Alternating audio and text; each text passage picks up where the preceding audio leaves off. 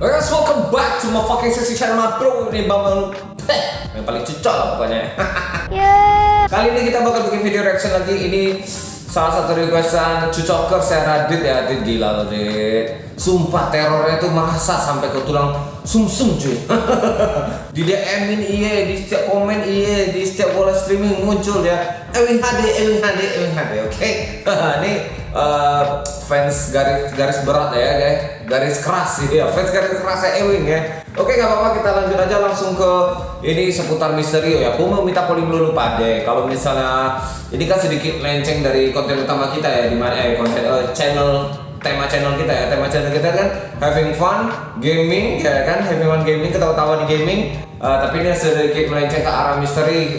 Minta pollingnya, misalnya lupa ada doyan, lu komen di bawah, bang gue doyan bang, lanjutkan bang misteri. Kalau misalnya enggak ya lu komen juga di bawah, bang kurang cocok bang, bagusnya kita having fun aja, yang kocok-kocok aja gitu ya. Gak apa sih, santuy aja, santuy kan Rit? Ya. Oke, yang baru ketemu di channel jangan lupa untuk nonton dulu. Kalau cocok ya silahkan subscribe ya, silahkan like dan silahkan share ke teman-temannya. Oke, kita lanjut ke kontennya ma bro.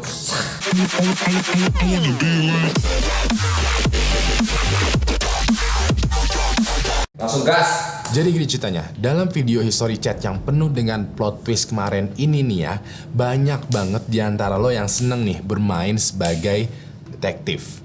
Pada episode kali ini, gue akan mengajak lo kembali menjadi detektif dalam kasus misterius berdasarkan kisah nyata yang menurut gue itu menarik untuk dibahas dan juga dipecahkan. Oke. Gua mau dalam video ini lo tuh perhatikan baik-baik ceritanya, terus juga kasusnya, terus juga petunjuknya, dan juga saksinya. Dan pas di akhir video, gua mau nih lo tebak siapa pelakunya. Kalau lo sekiranya bisa menebak siapa pelakunya, sebelum gua kasih tahu siapa pelakunya, gua bakalan akuin kalau lo ada bakat menjadi seorang detektif. So, kalau lo udah siap, langsung aja share video ini ke Pakai diuji coba.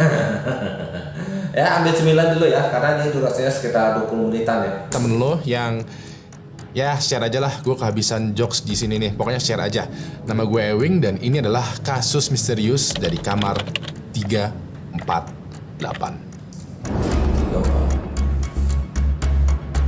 Kalau 378 penipuan ya. 378 itu pasal penipuan tuh. Ini 348. Pengorbanan. Wah, satanik bro. Ini panas banget ini. Aduh ya.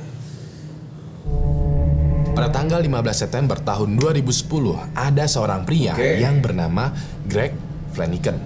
Greg ini adalah seorang pekerja yang sering banget nih nginep di hotel karena hampir setiap minggunya dia sering keluar kota mengurus pekerjaannya. Greg pada malam itu nginep di kamar hotel nomor 348 di hotel yang bernama Elegante yang ada di kota Texas. Begitu dia masuk ke kamar hotelnya, Greg ngerasa normal aja ya. Kamar hotelnya Greg ini bisa dibilang tidak mewah, tapi juga tidak murahan. Cukup nyaman lah ya untuk dipakai istirahat atau nginep beberapa hari ke depan. Kelas-kelas inilah ya, bintang 1, bintang 2 ya. Kalau nggak melati lah. Begitu Greg masuk ke kamarnya, dia menaruh koper di meja koper ya. Dia langsung mengganti pakaiannya dengan kaos dan celana tidur.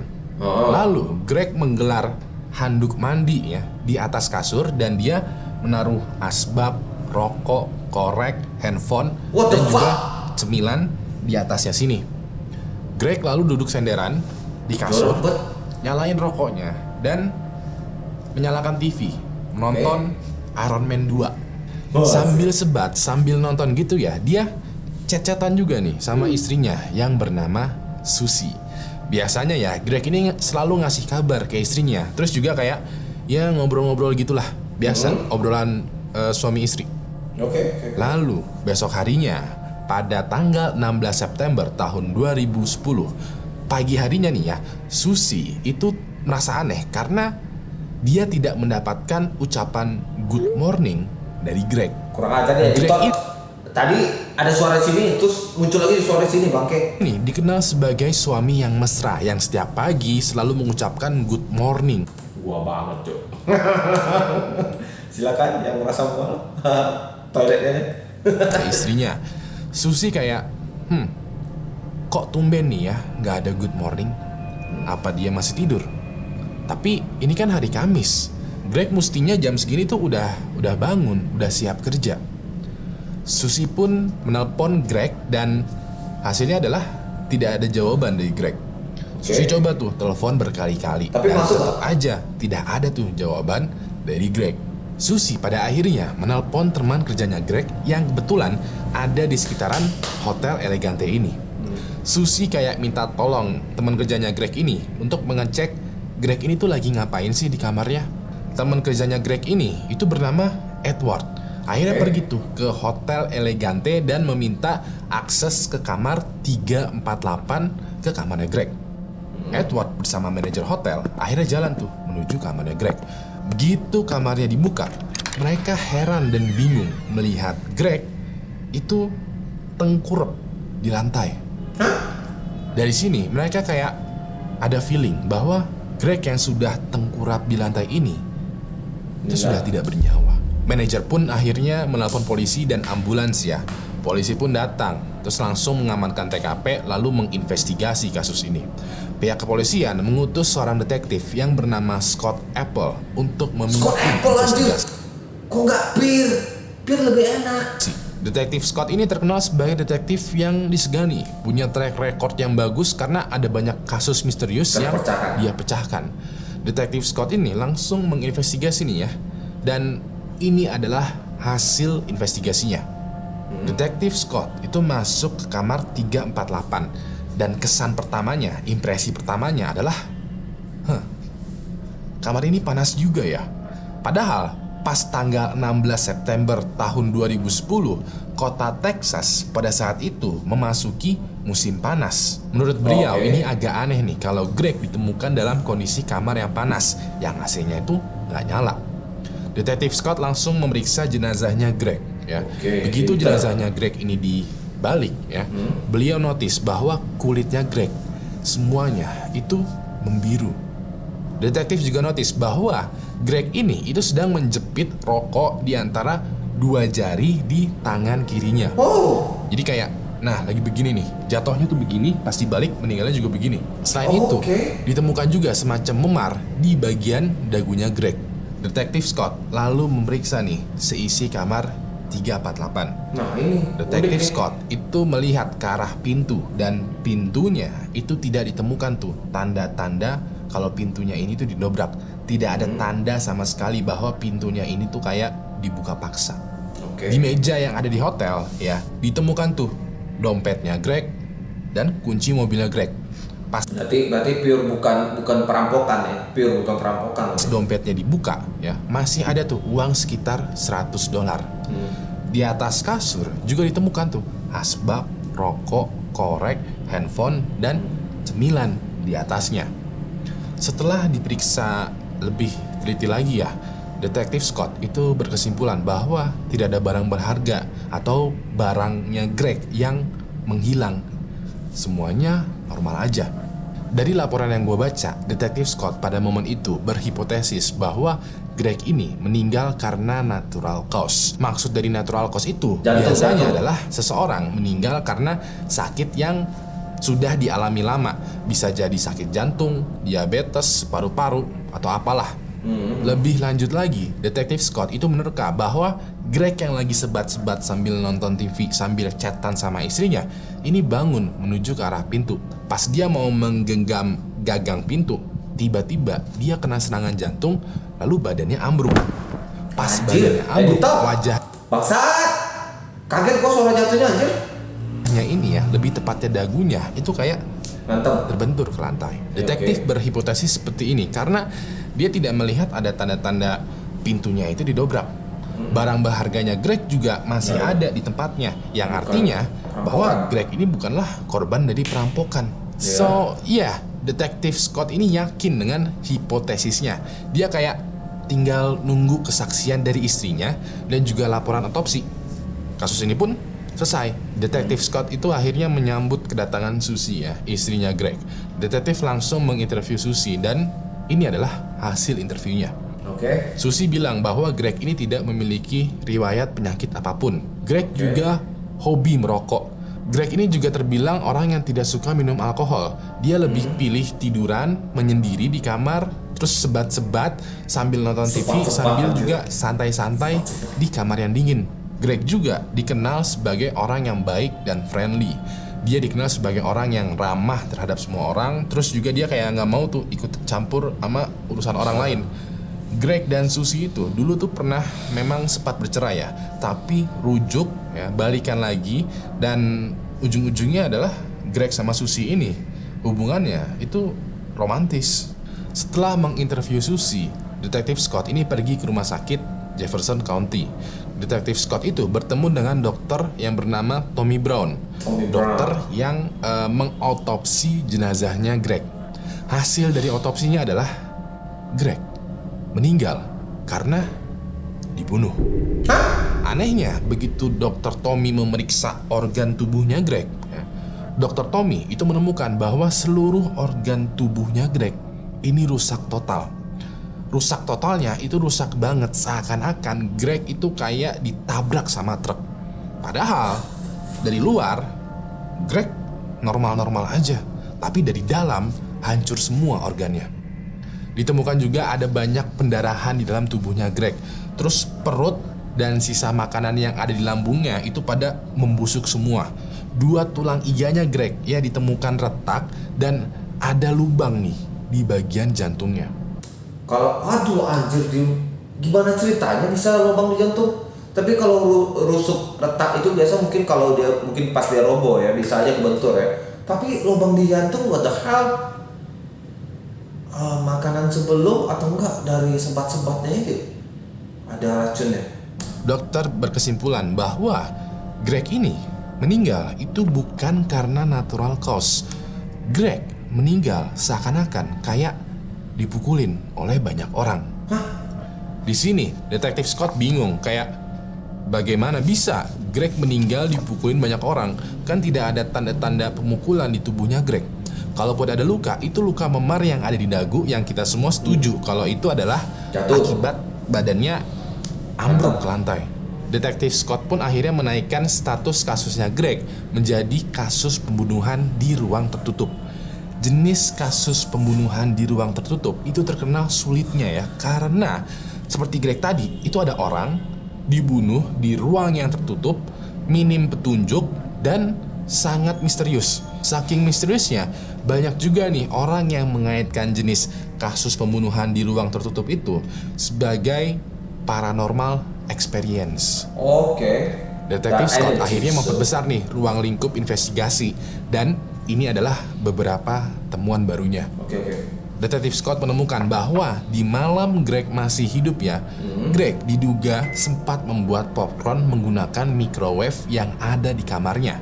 Microwave-nya ini menyebabkan listrik di lantai kamar hotelnya itu mati total karena screen-nya turun. Dua orang maintenance yang bernama Trevor dan Anthony pada malam itu sempat tuh ke lantai kamarnya Greg dan membetulkan screen-nya lalu menyalakan kembali listriknya. Trevor dan Anthony ini ternyata mempunyai catatan kriminal. Mereka berdua pernah menjadi pelaku dalam kasus pelecehan seksual. Detektif Scott itu juga langsung menginterogasi Trevor dan Scott ini, dan hasilnya adalah mereka berdua bersaksi bahwa mereka berdua tidak pernah tuh ke kamarnya Greg. Mereka mengakui bahwa mereka punya catatan kriminal, mereka punya masa lalu yang kelam. Cuman mereka berdua itu udah taubat. Lalu di kamar 349, kamar sebelahnya Greg ya, itu diisi oleh 2 orang pria yang bernama Lance dan Tim. Lance dan Tim ini ya bekerja sebagai ahli elektronik yang pada malam itu sedang berpesta di bar yang ada di hotel. Detektif Scott pun akhirnya menginterogasi nih Lance dan Tim, dan hasilnya adalah pada malam itu mereka berdua itu minum-minum tuh di bar. Begitu udah tengah malam, mereka melanjutkan minum-minumnya di kamar 349. Mereka bersaksi bahwa mereka sama sekali tidak ketemu dengan Greg. Satu-satunya momen di mana mereka ketemu dengan Greg adalah ketika polisi dan tim medis sedang membawa jasadnya Greg itu keluar dari kamar. Sampai akhirnya berbulan-bulan pun berlalu dan kasus pembunuhan Greg ini menjadi misterius. Tidak ada yang tahu sekiranya siapa yang membunuh Greg, terus juga bagaimana caranya, apa buktinya, dan apa yang sebenarnya terjadi. Lalu pada bulan April tahun 2011, Susie, istrinya Greg ini ya, itu menyewa detektif swasta yang bernama Ken Brennan. Ken Brennan ini adalah detektif swasta yang sering banget masuk TV karena dia mampu memecahkan kasus-kasus misterius. Dia terkenal pinter, dia terkenal maco, dia terkenal berwibawa. Pokoknya gak ada urusan. Ken ya, detektif Ken ini beneran detektif swasta yang top banget lah. Detektif Ken ini menerima kasus ini dan singkat cerita ya, detektif Ken dan detektif Scott setuju nih untuk bekerja sama. Detektif Scott itu akhirnya kayak menyerahkan tuh semua file, semua data, semua laporan, semua temuannya pasrah deh. Detektif Ken. ya? Detektif Scott itu juga mengantarkan detektif Ken itu ke kamar 348, ke kamarnya Greg, ke tempat kejadian perkara. Di sini detektif Ken itu kayak melihat dengan detail seluruh isi kamar 348. Begitu dia udah selesai, dia langsung mengambil handphone dan menelpon Susie. Detektif Ken ini bertanya kepada Susie, "Maaf Bu, kalau boleh tahu, almarhum suami ibu itu kalau merokok pakai tangan kanan atau tangan kiri?" Susie menjawab, "Dengan tangan kanan." Detektif Ken ini kayak, "Oh oke Bu, makasih ya," dengan jawabannya. Lalu menutup teleponnya. Detektif Ken lalu menghampiri detektif Scott. Dia lalu berkata, "Kayaknya gue tahu siapa pelakunya." What the hell? Nah, sebelum gue melanjutkan ceritanya, gue mau lo menebak. Gue belum ketemu jawabannya bangsa. Nih ya, siapa pelakunya? Lo nggak perlu berpikir keras ya, atau mikirin tuh buktinya apa, motifnya apa, atau bagaimana ceritanya, atau apa buktinya, kayak nggak perlu. Gua mau lo menebak siapa pelakunya menggunakan insting lo, menggunakan firasat lo aja, pure murni firasat atau insting lo. Siap ya? Gue mau lo perhatikan baik-baik. Pilihan pertama ada Edward, teman kerjanya Greg. Pilihan kedua ada Trevor dan Anthony, maintenance hotel. Pilihan ketiga ada Lance dan Tim, penghuni kamar 349. Dan yang terakhir, pilihan keempat ada Susie, istri dari Greg. Salah satu dari pilihan ini merupakan pelaku dari kasus pembunuhan ruang tertutup terhadap Greg Flanagan. Gua kasih waktu lo tuh sekitar 10 detik supaya lo bisa mendengarkan insting atau firasat lo berbicara. 10 detik dari sekarang. Gak kepikiran gue anjir. Apa ya? Dari 4 orang ini ya? 4 pilihan ini anjir. Anthony dan Trevor gak ke kamar dia loh.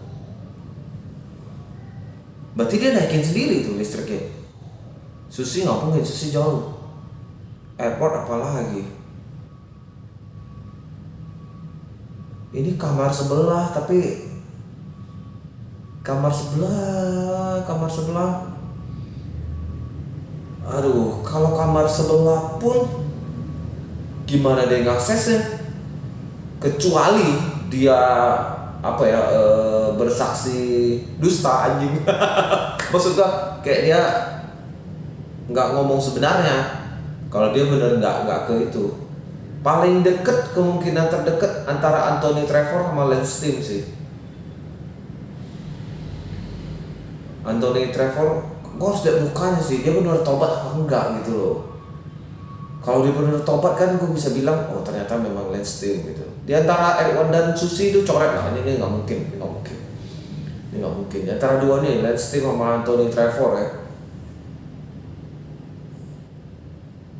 Ahli listrik. Pusing gak cuy? Oke, cap, cip, cup, kembang, kuncup. Nah, Lance Tim yang kiri bawah.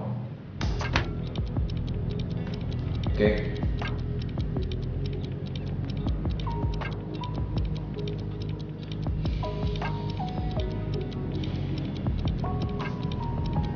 berdasarkan Cak Cincup ya, aku merasa insting gue sih cuma dua Udah, itu. yakin ya? Pegang terus tuh insting atau firasat lo, karena Detektif Ken ini bakal ngasih tahu siapa pelakunya. Gua lanjut lagi ceritanya ya. Stres sih. Detektif Scott kayak kaget dan heran, kayak bagaimana lo bisa tahu siapa pelakunya hanya dari rokok? Detektif Ken lalu menjawab, pelakunya adalah Lance dan Tim, penghuni kamar 349. Kenapa? Detektif Scott kayak, hah? Main lu kurang jauh gitu ya. Kok bisa? Ya, Bagaimana kok bisa? caranya? Detektif Ken lalu meraba ya tembok yang memisahkan kamar 348 dan kamar 349. Detektif Ken ini kayak menunjukkan bahwa di tembok ini itu ada semacam lubang yang ditambal oleh odol berwarna putih. Begitu tambalnya ini ditusuk menggunakan jari ya, temboknya ini berlubang. Oke. Lubangnya itu sebesar jari orang dewasa. Greg meninggal karena dibunuh, ditembak oleh penghuni kamar 349. Kok bisa? Investigasi mengenai kasus Greg di kamar 348 akhirnya dibuka kembali dan Lance dan Tim kembali diinterogasi. Singkat cerita, Lance dan Tim mengakui perbuatannya dan inilah hasil dari interogasi dan apa yang sebenarnya terjadi. Pada malam itu, setelah Lance dan Tim selesai bermabok-mabok di bar yang ada di hotel, Lance dan Tim itu naik ke kamarnya. Tim pada saat itu masih tipsi, sedangkan Lance itu sudah mabok. Pas sampai kamar, mereka masih lanjut minum tuh. Lance yang dalam keadaan mabok ya, tiba-tiba itu kayak mengeluarkan pistolnya. Lance pada momen itu pas lagi mabok ya, itu berasa maco, kayak wah gue keren banget lah, ada botol minuman di tangan kiri gue dan ada pistol di tangan kanan gue. Lance sempat tuh mengarahkan ya, karena mabok itu kayak mengarahkan pistolnya ini ke arah Tim. Nah, Tim khawatir dong, karena di hadapannya ini itu ada temennya yang lagi mabok, yang lagi mengibarkan pistol ke arah dia. Parah banget sih, Tim parah banget. menepis pistolnya Lance dan tanpa diduga, Lance tidak sengaja menembakkan pistolnya. Pas di detik itu, lampu tiba-tiba mati. Tim yang dalam keadaan gelap itu kayak ngecek tubuhnya karena dia takut ketembak. Beberapa saat kemudian, lampunya itu nyala kembali dan Tim sadar bahwa dia tidak kena tembakan. Walaupun begitu, mereka berdua notice bahwa ternyata tembakannya itu menembus ke tembok yang memisahkan kamar 349 dengan 348. Mereka dari lubang itu mengintip ke kamar sebelah dan melihat bahwa kayaknya nggak ada tuh orang di kamar 348. Mereka merasa aman-aman aja dan yaudah deh, mereka mengambil odol dan menambal lubang yang ada di tembok itu. Besok paginya mereka notice ada semacam keramaian tuh dari kamar sebelah dan ternyata keramaian tersebut itu berasal dari polisi dan tim medis yang sedang mengangkut jenazah. Di sini mereka langsung keringat dingin karena bisa jadi mereka lah penyebab meninggalnya jenazahnya ini.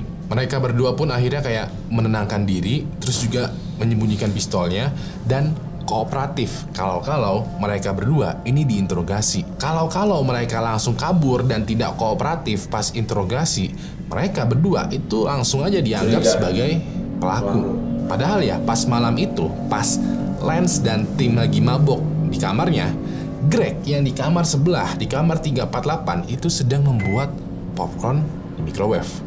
Greg saat itu sedang memasukkan kantong popcorn ke microwave-nya. Lalu dia tuh ngebungkuk tuh ya, kayak ngebungkuk gitu untuk mencet tombol di microwave-nya. Pas dia pencet tombol di microwave, tiba-tiba dia ditembak. Ya, dia kena tembakan dari belakang. Tembakannya ini mengenai selangkangannya dan membuat lubang di jantungnya. Greg pada saat itu ambruk dan meninggal di tempat akibat luka tembakan. Kamarnya Greg kan mati lampu tuh ya, gara-gara sebelum dia meninggal dia nyalain microwave. Pas mati lampu ini otomatis AC di kamarnya itu juga mati dong. Dan pas lampunya nyala, AC-nya itu tidak ikutan nyala karena AC itu butuh dinyalain lagi kalau AC-nya tuh mati karena mati lampu. Karena Texas pada saat itu sedang musim panas, lalu juga AC di kamar Greg-nya ini tidak nyala lagi, kamarnya Greg itu menjadi pengap, menjadi panas, dan suhu panas itu membuat organ di dalam tubuhnya itu semakin cepat membusuk. Hal ini yang menyebabkan kekeliruan pada proses otopsi. Pada akhirnya ya, singkat cerita, pada tanggal 29 Oktober tahun 2012, pengadilan menjatuhkan hukuman terhadap Lance Mueller. Lance Mueller ini dijatuhi hukuman 10 tahun penjara, sedangkan Tim itu tidak dijatuhi hukuman karena pihak pengadilan melihatnya sebagai seorang saksi.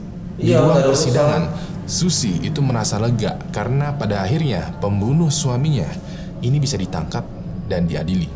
Kasus misterius di kamar hotel 348 akhirnya selesai. Sial banget ya, gila. Gue sampai sekarang gue minum alkohol, gue suka minum, tapi gue nggak pernah mabok. Lu mabok plus pistol senjata api udah kelar, mati lu, sial banget anjay. Kalau sekiranya insting atau firasat lo berhasil menebak pelaku dengan tepat, mungkin lo punya bakat nih menjadi detektif. Kalau sekiranya tebakan lo kurang tepat, gua harapkan lo bisa menebak emoji rahasia yang gua simpan di video ini. Kalau sekiranya lo berhasil menangkap emoji rahasia yang ada di video ini, langsung aja tulis di kolom komentar sekiranya detiknya berapa dan juga apa emojinya. Nanti akan gua pin komentar lo di kolom komentar. Terus juga akan gua pamerin nih di video gua selanjutnya. Kasih gue jempol ke atas komen kayak video ini, kasih gue jempol ke bawah kalau menganggap video ini membosankan. Sial. Gue gak bisa jadi detektif kalau ini pure misteri yang kocak banget, unik banget sih. Kalau gue sih ilmu gue sebatas Scott itu ya tadi ya. Ternyata came to another level bro. Wah gila. Hebat. Cuman gue masih bingung tuh gini, apa hubungannya ngerokok tangan kiri tangan kanan itu sehingga dia tahu kalau itu memang ada di lubang dinding gitu loh. Gue belum jelasin ya. Dia kan hanya bininya tuh. Dia ngerokok tangan kiri tangan kanan itu hubungannya apa gitu. Oke. Guys, segitu aja. Semoga lu pada bisa ya jadi detektif juga lah ya kemarin. Oke. Ya, see you in my next Fucking Sexy video aku.